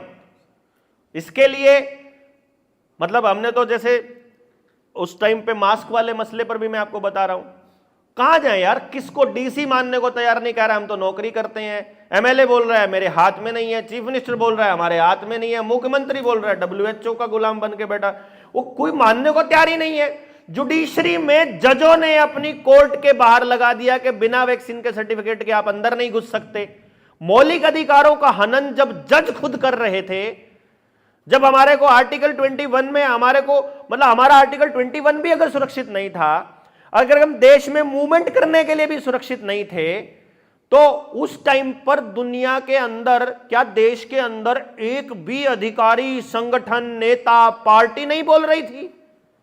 कमाल है ना। और उस टाइम पर फिर हमने यही निर्णय लिया और ऑप्शन ही कुछ नहीं है कि भाई सीधे भिड़ेंगे, फिर अब सीधे टक्कर मारेंगे, या तो किसी को अफसर को थप्पड़ मारेंगे उसकी वीडियो बने, या किसी का गला ही घोंटेंगे फिर, या कोई मरेगा हमारे हाथ से। कैसे बताएं लोगों को? किसी तरह कोई चीज लोगों तक पहुंचे तो चर्चा का विषय बने ना। अब ये रुपए वाले मसले पर सारे पॉलिटिकल लोगों से मिल चुके हम लोग, सारी पार्टियों से मिल चुके हम लोग, सारे मीडिया हाउसेस से मिल चुके हम लोग, किसी की औकात नहीं है बोलने की। हद है यार। एक प्रेस कॉन्फ्रेंस में आकर के तुम समझो पहले मसले को, समझ करके अगर तुम्हें लगे 1% भी कोई इल्लीगल बात कर रहे हैं, कोई गलत बात कर रहे हैं, तो हम तो वीडियो बना बना करके डाल रहे हैं, हम तो कह रहे हैं हमारी बातों के ऊपर हम FIR करो ना, हमारी बात गलत है तो। हमने जो आवेदन दिए हैं उनका लिखित जवाब क्यों नहीं दे रहे हो? जवाब ही नहीं दे रहे हैं यार, कमाल की बात तो ये है। तो जवाब लेने का फिर क्या तरीका है? RTI में जवाब दे। अब RTI को ही कमजोर कर रहे हैं वो लोग, RTI को कमजोर कर देंगे, हमारे पास क्या हथियार बचा फिर जानकारी लेने का? फिर तो जो जानकारी उनके पास है, जो तुम्हारे बच्चों को स्कूलों में रट्टे मरवाए जाएंगे वही पढ़ेंगे तुम्हारे बच्चे, बड़े होकर के तुम्हारा ही गला घोटेंगे। बूढ़ा खाम खाई भोंकता रहता है, खाम खाई सरकार बहुत अच्छा काम कर रही है, हमें 5 किलो अनाज दे रही है। फिर तो बच्चा इसी मानेगा ना, क्योंकि ये आ रहा है कि हम 85 करोड़ लोगों को घर बैठे खाना दे रहे हैं, भिखारी बना करके उसको भी उत्सव मना रहा है। बताओ, कमाल है। देश को इस लेवल पर ला करके भी उसका उत्सव मना रहा है, और इतना बेशरम है कि बैनर छपवा लेता है। अब हम लोगों को बताना पड़ेगा ना, उस बैनर के नीचे अपना बैनर लेके खड़ा होना पड़ेगा, देखो भिखारियों तुम्हारे कैसी बेइज्जती कर रहा है ये। ऐसा बैनर बना के उसके नीचे खड़ा होकर के फोटो खींच के बताना, भेजना पड़ेगा कि देखो तुम्हारी कैसे बेइज्जती कर रहा है। जितनी झूठ बोलता है, ये सिलेंडर के ऊपर झूठ बोलता है कि तुमको उज्ज्वला योजना में इतने सिलेंडर बांट दिए, नीचे बैनर लेके खड़े हो जाओ, वहां लिख दो कि किसी ने भी दोबारा नहीं भरवाया है, जुगाड़ नहीं है किसी का दोबारा भरवाने का, सबके सिलेंडर खाली पड़े हैं घरों के अंदर। नौकरियों पे बात करता है तो पता चलता है, तो सही आंकड़े दीजिए, 2 करोड़ रुपए हर साल देने का तुम्हारा वादा किया था तुमने, और सिर्फ इस सरकार की बात नहीं कर रहे हैं, हसदेव को ये सरकार काट रही है, ये सरकार बनने गई, इससे पहले वाली भी काट रही थी, कांग्रेस वाली भी तो काट रही थी भैया, है? वो कौन सा चुप थी? कोई नहीं है, कोई पार्टी वाला आपके साथ नहीं बोलेगा, ये आपको ही खड़ा होना पड़ेगा। जो दुखी है सारे के सारे, उन सबको इकट्ठा होना पड़ेगा, ये सारे लोगों को एक साथ आना पड़ेगा। सर्विस लोन का है, सैलरी लोन का क्या समाधान है? सर्विस लोन का तो क्या है कि आप, हमारे 2-4 सर्विस वालों पे हमने एक्सपेरिमेंट करना शुरू किया है अभी। उनके पहले तो लोन ले लिए, उसके बाद हमने उनके खाते किसी और बैंक में खुलवा दिए और वो चल रहे हैं।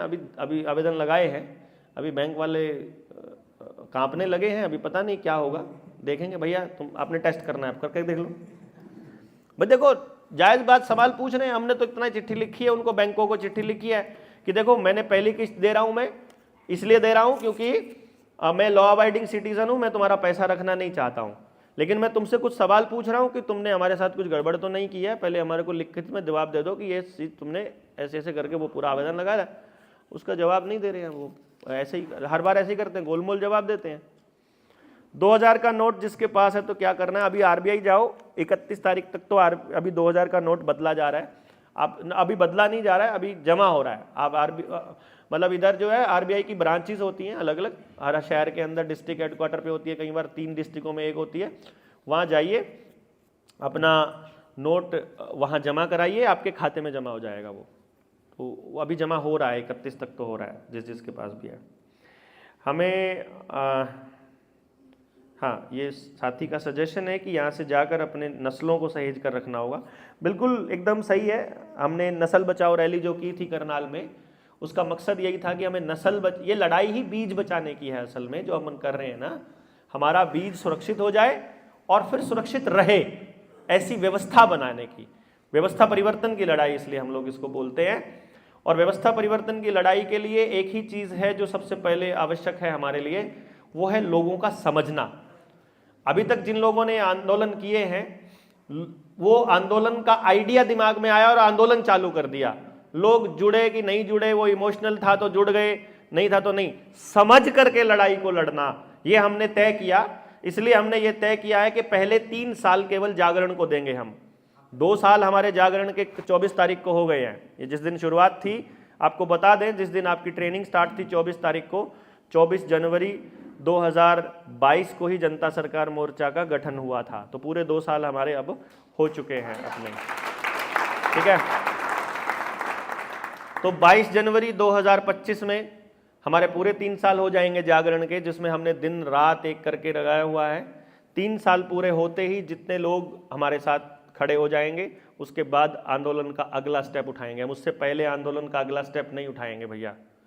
ये तब तक आंदोलन छोटे छोटे स्तरों पर चलता रहेगा जब तक आप समझ नहीं चाहते कि लड़ाई क्या है, जब तक आपको उनके षड्यंत्र कैसे लड़ते हैं, राजनीति कैसे करवाते हैं, हमको कैसे लड़वाते हैं, आंदोलनों को फेल कैसे किया जाता है, तोड़ा कैसे जाता है, आदमी कैसे तोड़े जाते हैं, आंदोलन किस तरह से फिर इसका इम्पैक्ट जनता के ऊपर कितना खतरनाक होता है, जनता कैसे विमुख होती जाती है, और फिर कैसे हमको अगली पीढ़ी को आंदोलनों के लिए तैयार कैसे करना है, उसका लिटरेचर भी तैयार करना, सब कुछ मतलब बहुत सिस्टमेटिक तरीके से तब तक सारी चीज़ें तैयार हो रही हैं। तो आपको ये काम करना है। उससे पहले अगर 3 साल होने से पहले हम 1 लाख लोगों को समझाने में कामयाब हो गए, समझाए बिना हम कोई आंदोलन नहीं करेंगे भैया। उससे पहले हम अपनी तो बलि दे सकते हैं, लेकिन सबकी बलि नहीं ले सकते, हम विचार की बलि नहीं दे सकते। इसलिए हम अगर साथियों को लेकर के चलेंगे तो पूरा सक्सेस की गारंटी के साथ लेकर के चलेंगे। तो उससे पहले हम 1 लाख लोगों को समझाएंगे पहले। अगर आप समझे हुए हो तो आप अगली अग्रिम पंक्ति में आकर के लड़ोगे। बाकी भीड़ है वो आती रहेगी। भीड़ का काम सिर्फ इतना ही रहता है, वो जिधर ज़्यादा लोग होते हैं उधर हो जाते हैं, उनका और कोई काम नहीं, उनके अंदर अकल नाम की कोई चीज़ नहीं है। उस दिन गांव में भी जब हमारी संख्या इतनी हो जाएगी, गांव में भी हम एक आवाज़ लगाएंगे कि कल से तुमको पैसे का इस्तेमाल नहीं करना, वो बंद कर देंगे, कोई दिक्कत नहीं है। उनको बोलेंगे कि तुमको अपने बैंकों से पैसा निकलवा लाओ, कैश वो निकलवा लाएंगे। जिस दिन बोलोगे कि अपने आवेदन लगा दो 2-2 हज़ार के, सारा गाँव लगा देगा, कोई दिक्कत नहीं है, वो तो आपके साथ चल पड़ेगी अपने आप। लेकिन पहले उसके लिए आपको समझना होगा पूरा कहानी, पूरा षड्यंत्र का सलूशन। आपको षड्यंत्र पता चल गया, उसका कारण पता चल गया, तो समाधान भी पता चल गया। झारखंड के लोगों का समाधान वो नहीं है जो हरियाणा के लोगों का है, जो राजस्थान के लोगों का है, जो हिमाचल के लोगों का है, जो गोवा के लोगों का है। आपका समाधान आपको ज्यादा पता है, आपके गांव में जो प्रॉब्लम है उसका समाधान उसको ज्यादा पता है गांव के आदमी को, तो उसको शामिल करना पड़ेगा उस प्रॉब्लम सॉल्विंग एक्टिविटी के अंदर के, और उसको समझाना पड़ेगा, और ये बहुत टाइम कंज्यूमिंग है। समझ गए ना? इसलिए हम ये मानकर चले हैं कि जो लड़ाई आज हमने शुरू की है इसका रिजल्ट हमको 20 साल बाद नजर आएगा। तो मतलब हम 20 साल तक कॉन्टिन्यूअस इसी पेस पर लड़ने को सोच करके हम चले हैं। हम ये सोचकर नहीं चले हैं कि हमको अपनी लड़ाई का, अपने आंदोलन का जो लाभ है वो 2 महीने में, 2 साल में, 2-4 दिनों में लेना है। हम ये मानकर चल रहे हैं कि पूरी की पूरी अगली जनरेशन को जब तक हम लोग तैयार नहीं कर लेते, जो 2025 में हम अपने विद्यालय का कॉन्सेप्ट हमने लिया है, वो कॉन्सेप्ट इसीलिए लिया है, हर गांव से 2 बच्चा तैयार करना है हमको, हर गांव से 2 बच्चा। 10 गांव में 20 बच्चा तैयार हो जाएगा, जिसमें हर टैलेंट होगा उन बच्चों के अंदर जो उस पूरे गांव को तैयार करने के लिए एक दूसरे की मदद करेंगे। 20 लोग 10 गांव को बड़े आराम से गाइड कर सकते हैं। इस तरह से पूरे हरियाणा को तैयार करने का प्रोग्राम है हमारा कि एक अगली पूरी नस्ल, एक पूरी 14,000 बच्चों की पूरी फौज को हम तैयार करेंगे, जो आने वाले टाइम के सुभाष चंद्र बोस होंगे, भगत सिंह होंगे, राजगुरु सुखदेव होंगे। तो ये इस तरह से थोड़ा सा विजन लेकर के हम लोग चले हुए हैं, और इसमें विजन में सिंपल सा फंडा है, हमने लिया कि जब तक ये नहीं हो जाएगा तब तक ये नहीं करेंगे, सीधी सी बात है। तो हमारा पहला यही है, ट्रेनिंग नहीं होगी तो आवेदन नहीं लगेगा। हम ये बोलते हैं, हम तो पहले दिन बोल दिया था आवेदन आपका लगा देंगे, आप आ गए हो तो पहले समझ लो पहले क्या लड़ाई है। ये लड़ाई खाली आवेदन की नहीं है, अगली पीढ़ी को भी बचाएंगे हम लोग। इस सिर्फ आवेदन लगा करके आपका कर्जे कुर्जे का तो छोटी मोटी बात है, ठीक है। तो आप जो है अभी आपका जो यहां से जाने के बाद का काम है, वो एक व्यक्ति को हर रोज एक नया व्यक्ति जोड़ना आपका काम है। लिखते जाओ लिस्ट में कि जिस दिन हमें अगली ट्रेनिंग होगी तो ये 5 लोग मेरे तैयार हैं, ये 20 लोग मेरे तैयार हो गए, 30 दिन में 30 हो गए, 30 दिन में 30 हो गए। आप बोल दो आकाश भाई को, आकाश भाई 30 मेरे हो गए। आप बता दो हफ्ते वाले दिन अपनी रिपोर्टिंग कर दो आपस में ग्रुप के अंदर कि मेरे 5 लोग और तैयार हो गए, मेरे 10 हो गए, मेरे 10 हो गए। पता चले कि हमारे 1 महीने में ही 500 लोग तैयार हो गया, सारे जनों ने मिल करके कर दिया। 500 लोगों की ट्रेनिंग फिर मार देंगे देख करके, क्या दिक्कत है? फिर समझा देंगे उनको। अगली बारी में 500 लोग एक आदमी भी करेंगे इकट्ठे तो 2 ही दिन में 500 लोग हो जाएंगे, कोई दिक्कत नहीं है। दिक्कत यह है कि सबके सब ये सोचते हैं कि कोई बात नहीं, मेरा नहीं कर पा रहा हूं तो बाकी को तो कर ही लेंगे, सब यही सोच रहे हैं। तो कोई नहीं कर रहा है, वो ये सोच रहे हैं सारा काम देवेंद्र ही कर देगा, सारा काम बलारा ही कर देगा। वो सोच रहे हैं कि सारा काम यही कर देंगे जो कर रहे हैं, हमें जरूरत नहीं है घर से निकलने की। ऐसा नहीं है भाई, आपको अपनी टीम तैयार करनी होगी। देवेंद्र आपको यहाँ बचाने नहीं आएगा जिस दिन लड़ पड़ेंगे ना, आपका पड़ोसी बचाने के लिए आएगा। तो पड़ोसी के साथ कनेक्ट होना बड़ा जरूरी है। उसको हलवा खिला के कनेक्ट होते हो कि मुर्गी खिला के होते हो, तो आप देखो क्या खिला के है भाई। मुझे नहीं पता ना आप कैसा आपका लाइफस्टाइल है, लेकिन बात यह है कि आपको अपना पड़ोसी अपने साथ लेना ही पड़ेगा इस लड़ाई इसमें लड़ने के लिए।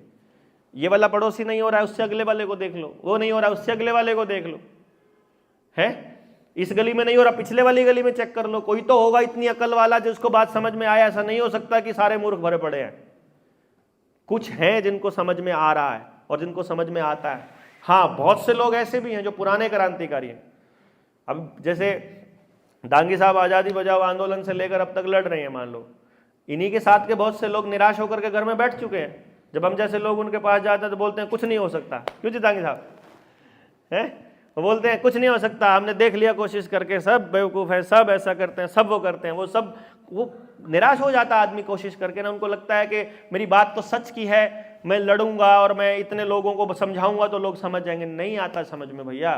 क्लास में मास्टर जी समझाते हैं, सबको समझ में नहीं आता है। 2-3 बच्चों को आता है, हिंदी में 2-3 बच्चों को आता है, फिर मैथ वालों में उनको नहीं आता, हिंदी वालों को दूसरों को आता है, फिर साइंस वाला किसी और को आता है। तो अलग अलग सब्जेक्ट अलग अलग लोगों को समझ में आता है। तो अगर मैं ये सोचने लगूं कि मेरे वाला सब्जेक्ट ही सबसे ऊपर है और यही समझाने से बात बन जाएगी, तो उससे बात नहीं बनेगी। उस आदमी का इंटरेस्ट किस चीज में है उसका। मैंने आपको खेती के षड्यंत्र, जन्म के षड्यंत्र, मृत्यु के षड्यंत्र, गांव के षड्यंत्र, बिजली के, पानी के, सब बता दिए ना। तो जिससे बात कर रहे हो उसको बता दो। क्या बताना है? 4 सेक्शन है समाज के, 4 सेक्शन।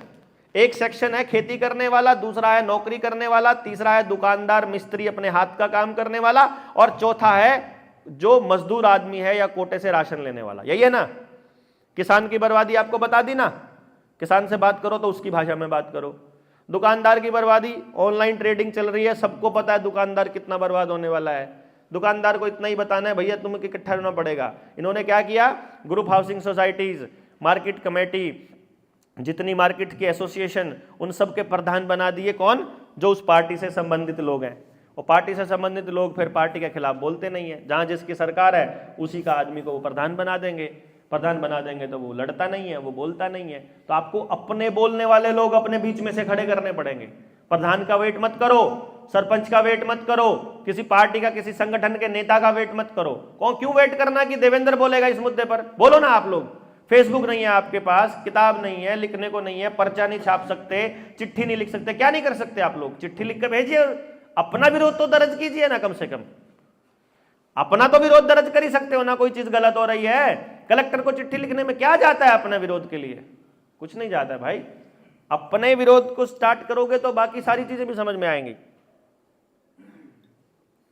फिर इसी तरीके से किसान को, जब इसको दुकानदार को बताओगे कि बड़े बड़े उद्योगपतियों का इतना लाख करोड़ माफ हो गया है, ढूंढिए ना, सर्च कीजिए कितने लाख करोड़ माफ हुए ना, आंकड़ा अपने पास रखिए, बताइए किसान का कितना माफ हुआ, बताइए किसानों ने, कितने लोगों ने आत्महत्या की। हर साल में 11,000 लोगों की आत्महत्या का एवरेज है किसानों का। और ये तो वो है जो दर्ज करते हैं ये लोग हरामी। 50,000 लोग मरते होंगे तो 10,000 लिखते हैं, ठीक है ना। और ये दुकानदार ऐसे होगा। मिस्त्री आप देख लो, मिस्त्री का क्या हाल है। गाड़ी जो नहीं आ रही है, भारत 6 की गाड़ियां आती है, सिर्फ एजेंसी में ठीक होती है, मिस्त्री ठीक नहीं कर सकता। नया एसी आ रहा है, सिर्फ एजेंसी में ठीक होता है, वर्कशॉप में, उसको सिर्फ उनका सर्टिफाइड आदमी करता है, मिस्त्री नहीं ठीक कर सकता। नया कुछ भी नहीं ठीक कर सकता मिस्त्री, मिस्त्री खत्म होंगे सारे। दुकानदार छोटे वाले भी ना, हाथ का काम करने वाले, जैसे उन्होंने लोहार खत्म कर दिए, जैसे उन्होंने कुम्हार खत्म कर दिए आपके गाँव के, ऐसे ही इनको छोटे मिस्त्रियों को कर देंगे खत्म। और हैं, हाँ वही ना, भारत 6 बोला ना। अभी तो महिलाओं को जो है ना ऐसा ये मॉडर्न बनाने के चक्कर में रसोई घर से उनको दूर किया जा रहा है, पूरे घर को मतलब ये बीमार करने का भी षड्यंत्र बहुत। अरे वो तो महिला आपकी अगली जो बेटियां हैं ना, वो तो बोलेंगे हमने शादी ही नहीं करनी है, और करेंगे तो लड़कियों से ही करेंगे, लड़के से तो शादी नहीं करनी है। अभी तो महिलाओं को तो, महिला बर्बाद नहीं हुई तो घर बर्बाद थोड़ी ना होगा, ये तो उनको मालूम है ना पूरा। हाँ महिला, आप देखिए ना, समाज को जब तोड़ना था तो इन्होंने एसटी एक्ट ला करके इन्होंने समाज के अंदर ऐसा मैसेज दिया कि एसटी लोग जो है ना वो गलत फायदा उठा रहे हैं इसका, ऐसा मैसेज दिया। ठीक, ऐसे ही महिलाओं के केस में किया, महिलाओं को अधिक पावर दे दिया, उनको उनकी ज्यादा संरक्षण दे दिया, और उससे फिर महिलाओं ने उसका गलत फायदा उठाया, और उससे समाज टूटा, बहुत ज्यादा, बहुत टूटा उससे समाज, तोड़ा इन्होंने प्लान करके। अभी भी आपको थाने में जाओगे तो आपको समाज को तोड़ने वाली चीजों का प्रचार पूरा मिलेगा। तो इट्स ऑल प्लान्ड स्ट्रैटेजी। ये 3 दिन में आपने मेरे ख्याल इतना तो समझ ही लिया है कि आप बता सको उस कोटे से राशन लेने वाले आदमी को कि तुमको जो चावल मिल रहा है, जिसको ये फोर्टिफाइड बोल रहे हैं, ये असल में केमिकल स्प्रे किया हुआ है जिससे आपको कैंसर होने वाला है। तो वो गरीब आदमी को समझाओगे, जब उसको बताओगे कि कोटे से नहीं लेना भगत जी, आके वापस किसान से जुड़ जाओ। जो शहर में जहर खिला रहा है अपने बच्चे को, उसको बताओ कि आकर के वापस किसान से जुड़ जाओ। जिस तरह से तुमने अपने फैमिली डॉक्टर पाले हुए हैं, वैसे अपने फैमिली फार्मर बना लो। फैमिली फार्मर को बोलो कि तुम्हारे लिए ऑर्गेनिक बोए, जितना उसको खर्चा वो दे देगा, शहर का आदमी दे सकता है फिर भी अभी भी। तो इस तरह से समाज के हर तबके को आप किस तरह से जगाओगे, उसको किस तरह अपने साथ जोड़ोगे, मेरे ख्याल से इस पूरी की पूरी बातचीत में, इस 3 दिन में आपने पूरा समझ लिया। उस व्यक्ति को उसके मतलब की बात बताओ, अपना ज्ञान मत झाड़ो। आपको कितना पता है इस बात से कोई फर्क, मेरे को कितना पता है इस बात से क्या फर्क पड़ता है? मैं तो आपको सिर्फ वही बता रहा हूं जो पहली क्लास में बताया जाता है 2-3 दिन वाले में। हम उससे आगे वाली बात आपसे बात ही नहीं कर रहे हैं, उससे आगे भी बहुत सारी चीजें मालूम होगी हम लोगों को। तो इसी तरह से आप जिससे बात कर रहे हो, पहले उसका मेंटल लेवल देखो, उसको देखो। अगर वो किसी पॉलिटिकल पार्टी का गुलाम है, पहले से उसका पट्टा डाला हुआ है गले में, उसको नहीं आएगी आपकी बात समझ में। क्लियर है ये? एकदम क्रिस्टल क्लियर है। किसी के भी समर्थन में कोई व्यक्ति बैठा है और उसका डेड सपोर्टर है तो वो आपके साथ आपकी बात को नहीं समझेगा। तो फिलहाल उस पर फोकस मत कीजिए। मैं नहीं कह रहा हूं उसको बिल्कुल छोड़ दो, मैं कह रहा हूं उस पर फोकस मत कीजिए। कोई आपके पास बहुत ज्यादा पढ़ा लिखा आदमी है, उसको भी नहीं आएगी आपकी बात समझ में, क्योंकि वो मानता है रिसर्च को फंडिंग करते हैं यही लोग, आंकड़ों के अंदर हेर फेर करके रिजल्ट को हेर फेर करते हैं ये लोग। हमें गहराई से उनके अंदर जाने की, डेप्थ में जाने की आदत होनी चाहिए, वो रिसर्च करने की। उसके लिए अभी हम तैयार कर रहे हैं, आप लोगों को इसके लिए तैयार हो रहे हैं। तो पढ़े लिखा आदमी भी अगर बहुत ज्यादा बहस करने की पोजीशन में और बिल्कुल मानने की पोजीशन में ना हो तो अभी उसको भी छोड़ दो। अभी तो सिर्फ ये ढूंढो कि आपने जो, आप सिर्फ ये देखो कि थोड़ी सी चिंगारी लगाने से किसको ये समझ में आ रहा है कि हाँ तो थोड़ा ज्यादा समझ, आपसे अगली लाइन बोलने वाला कोई अगर दिख रहा है तो 10 लोगों से जब आप बात करोगे और आपको अगर उनमें से एक ऐसा मिल जाता है जो आपकी बात को समझता है तो उसको लिख लो कि ये आदमी है हमारे को जिसको बात समझ में आ रही है। समझ गए ना? जो समाज की बात करता हो, जो स्वार्थी होगा निहायत किस्म का, जिसके अंदर चोर होगा, जो मतलब जार होगा, चोर जार समझते ना, जो लड़कियों को गलत नजर से देखने वाला बंदा होगा, जो आदमी करप्ट होगा, उसको आपकी बात बिल्कुल समझ नहीं आएगी, क्योंकि आपकी सच की लड़ाई है। उसको शर्म आती है आपके बीच बैठे रहने में, उसको हिचक आएगी, वो बर्दाश्त नहीं कर सकता इतना जिल्लत। इतने अच्छे लोग मिल जाते हैं और कोई एक आदमी गंदा बैठा हो तो उसका दम घुटता है वहां पे। उसको अपने जैसे लोग चाहिए, अच्छे आदमी को अपने जैसे लोग चाहिए, बुरे आदमी को भी अपने जैसे ही लोग चाहिए। अपने से दूसरी कैटेगरी में उसका दम घुटता है, तो वो भी आपकी बात नहीं समझेगा, वो भी भागेगा आपसे एक दिन कभी ना कभी। तो इस तरह से आपको मालूम पड़ जाएगा। शुरू शुरू में आपको लगेगा ये ठीक बंदा है, बाद में पता चलेगा ये तो वैसा ही निकला। कोई बात नहीं, क्या फर्क पड़ता है? हमको फर्क नहीं पड़ता भैया, हम तो अपने काम पे लगे ना, ईमानदारी से अपना काम ही अपने ईमानदारी से किया, बात खत्म। आप में से कितने लोग आगे काम करेंगे, कितने समझाएंगे, मुझे नहीं फर्क पड़ता भैया, सीधी सी बात है। अपन तो जब तक 1 लाख नहीं होते तब तक लगे हैं। ठीक, आप 10 दिन में कर दो, 10 दिन में कर देंगे। आप 1 साल में करोगे, 1 साल में, 10 साल में करोगे, अपन 10 साल लगे रहेंगे, अपने को कोई दिक्कत नहीं है। हम इसी काम पे हैं। हमने देख लिया कि ये जब तक नहीं हो भाई, आपको देखो जोर लगाने का फायदा किसको है? अभी इसको गद्दे को जोर लगाओ, आप एक उंगली से, एक लात से हल्के से थोड़ी दूर भी फेंक सकते हो। दीवार को फेंकते तो कैसे फेंक दोगे यार? इसको नहीं, आप जोर लगाते रहो, बिना मतलब कोई फायदा ही नहीं है। हमको मालूम है इस दीवार को गिराने के लिए इतने आदमियों की आवश्यकता है। उतने आदमी जब तक नहीं है, जितना मर्जी जोर लगा लो, ये नहीं गिरेगी। उतना जोर जब तक नहीं है, फिर आपको बुलडोजर लाना पड़े उतना ही जोर लाने के लिए। अगर एक आदमी है लेकिन आपको वो दीवार गिरानी है तो आपको बुलडोजर लाना पड़ेगा, लेकिन जोर तो उतना ही लगाना पड़ेगा जितना चाहिए ना इसको गिराने के लिए।